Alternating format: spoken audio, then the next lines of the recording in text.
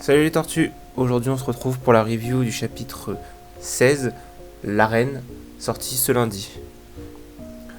On retrouve Evelyn qui, malgré la passion qu'elle émet dans ses paroles, garde sa tête froide et établit une stratégie par rapport aux points forts du taureau. On la voit utiliser son observateur pour multiplier son épée par 3 et aussi pour la manipuler à distance afin de la faire revenir vers elle, afin d'attaquer les angles morts du taureau, un style de pouvoir lié à la magnétisation. Toutes ces feintes sont bien entendu dans l'objectif de toucher le taureau afin d'activer son pouvoir d'anima. Mais malgré une bonne utilisation de son observateur, le taureau est bien plus fort qu'elle et parvient à esquiver sans problème ses attaques. Il finit par la clouer au sol, mais grand respect à Evelyn, elle montre une grande combativité et mord le taureau, qui sort du sang vert d'ailleurs, un peu bizarre. Malgré son courage, elle va perdre si ça continue. Le maudit du village, vu qu'il n'a toujours pas de nom, va tenter d'attirer le reste des taureaux avec lui, mais le chef, lui, ne perd pas de vue Evelyn. Evelyn en difficulté, c'est l'heure de l'apparition de Lou, qui va tenter une attaque désespérée en lançant sa lance afin de transpercer le taureau. Mais ça foire, et il devient la nouvelle cible du taureau. Étant plus faible et plus lent que Evelyn, il se fait rattraper sans problème et presque manger. Evelyn tente alors à nouveau de l'attaquer, mais se fait repousser à l'autre bout de la grotte. Les deux en difficulté, Papy Sancho alors intervient avec son arme.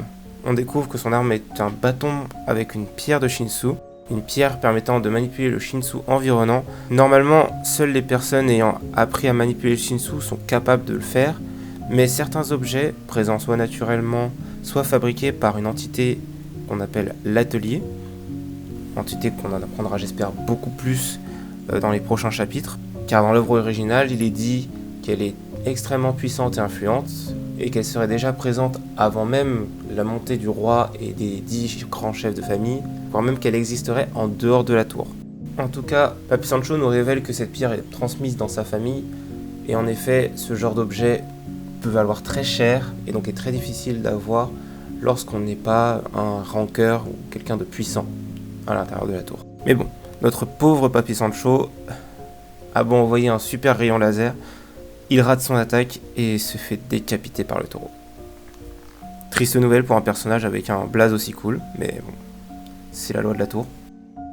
Cela enrage notre petit couple favori qui, déterminé à venger Papy Sancho, crie qu'ils vont tuer le taureau. Cela a vraisemblablement trigger quelque chose chez la reine dauphin, qui sprint sur les lieux avant de briser le toit de la grotte et d'envoyer une gifle tuant le taureau d'un coup. De là, elle s'adresse à Evelyn, ce qui montre qu'elles peuvent peut-être créer un lien. J'aimerais vraiment voir la princesse donner la couronne à Evelyn, la reconnaissant comme supérieure juste par son nom de famille Lopobia. Peut-être parce que, je sais pas, un de ses ancêtres ou un aîné de sa famille a soumis la reine dauphin dans le passé, de par ses pouvoirs d'anima. Aussi, le maudit qui s'est enfui avec plusieurs taureaux à ses trousses est toujours à sauver, donc faudrait pas l'oublier. Cette partie principale de ce chapitre était vraiment bien, mais on finit quand même le chapitre en découvrant le rancœur avec son bandeau, qui a fini par tomber sur la princesse en plein massacre. Ces deux-là risquent de nous proposer un beau combat, car la princesse ne se laissera pas posséder par un vulgaire rancœur, on l'imagine bien. C'est tout pour ce scan. On se retrouve sûrement ce week-end pour le scan de vendredi. Allez, à plus les tortues.